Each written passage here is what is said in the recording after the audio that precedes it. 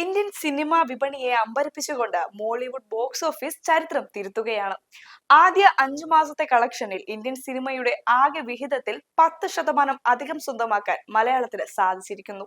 മുൻ വർഷങ്ങളിൽ 10% താഴെ മാത്രമായി ഒതുങ്ങിയിരുന്ന ഈ വിപണി വിഹിതമാണ് ഇപ്പോൾ വമ്പൻ ഇൻഡസ്ട്രികളോട് മത്സരിച്ച് ഈ നേട്ടം കൈവരിച്ചിരിക്കുന്നത്.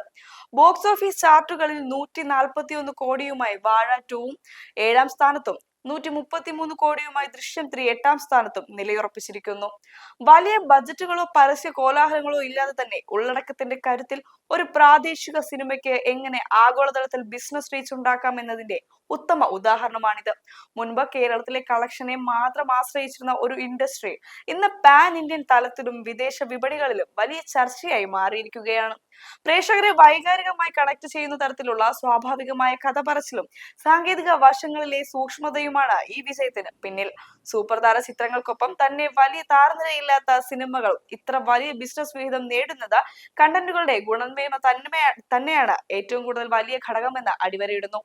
ഒരു യഥാർത്ഥ സിനിമാ പ്രേമിയെ സംബന്ധിച്ചിടത്തോളം മലയാള സിനിമയുടെ ഈ ചരിത്രപരമായ മുന്നേറ്റവും അതിന്റെ കൊമേഴ്ഷ്യൽ വ്യാപ്തിയും കൃത്യമായി വിലയിരുത്തേണ്ടത് അനിവാര്യമാണ്.